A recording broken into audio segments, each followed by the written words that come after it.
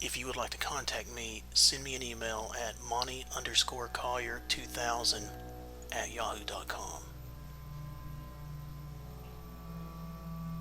Welcome to the Presbyterian Research Center. My name is Monty Collier. In this video, I will be discussing the following question: does Scripture teach human free will? Advocates of the free will myth, i.e., the notion that the wills of men are not predestinated by God, but free to choose contrary to what God has eternally determined to take place, will say anything to establish their fantasy and their idolatrous worship of man's will, was also known as humanism and autonomy.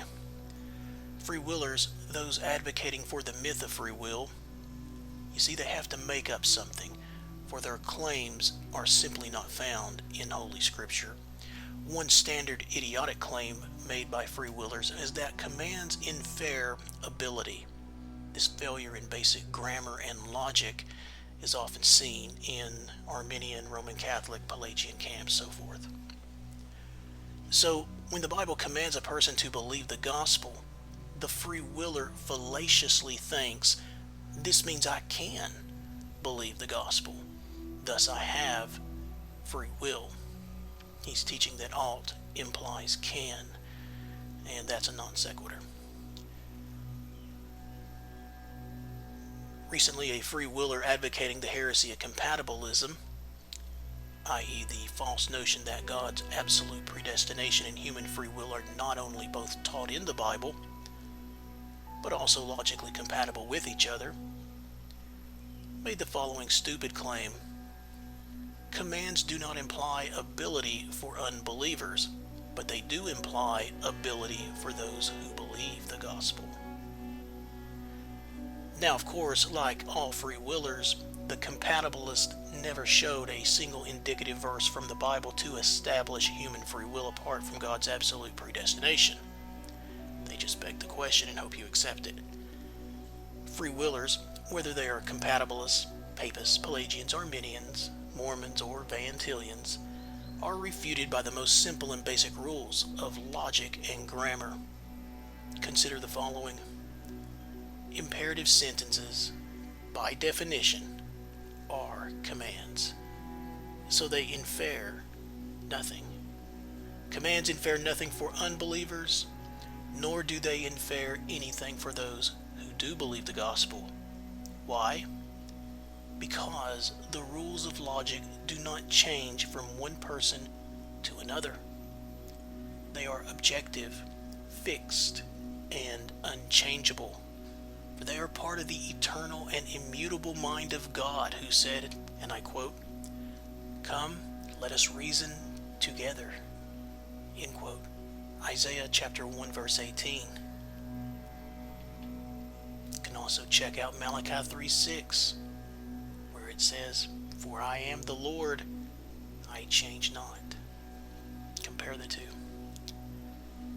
Now, because God is truth, Jesus Christ is logical, not crazy.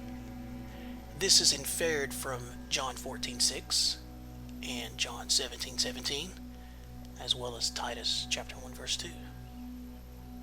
Logic is the study of propositional affirmation and necessary inference. Since so few today have been taught the basics of reason and grammar, please allow me to present a quote from a deductive logic text taken from the 1950s. Henry W. Johnstone Jr. writes the following, and I quote, "The units of logic are propositions. A proposition is whatever a declarative sentence declares to be true or false. The sentence 'Chicago is west of New York,' for example, expresses the proposition that Chicago is west of New York. This is what the sentence asserts to be true. The same proposition may be expressed by the synonymous declarative sentence, 'New York is east of Chicago.' In general, a proposition is a meaning capable of being expressed by more than one declarative sentence. For there are almost always alternative ways of phrasing a given truth or falsehood.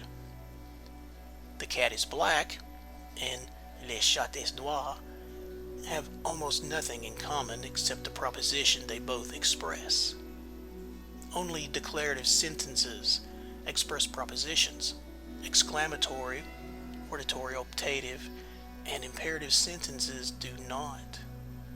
Nothing is asserted to be true or false by such sentences as block that kick, let X be the speed of the current, or column left march. Nor do isolated nouns or adjectives usually express propositions. Desk, for instance, fails to specify what is supposed to be true or false of a desk. End quote. Elementary Deductive Logic, page 7. So while the king's heart is in the hand of the Lord, as the rivers of water, he turneth it whithersoever he will, Proverbs 21:1. So while that verse logically infers that Jehovah determines all the choices the kings make, choose you this day whom ye will serve, Joshua 24 verse 15 by comparison, does not infer that you have free will. Think about it. God has absolutely predestinated whatsoever comes to pass. See Isaiah 46 verses 9 through 11. Compare it with Ephesians chapter 1 verse 11. God's predestination is logically incompatible with the myth of human free will. Read Romans 9 verses 16 through 19.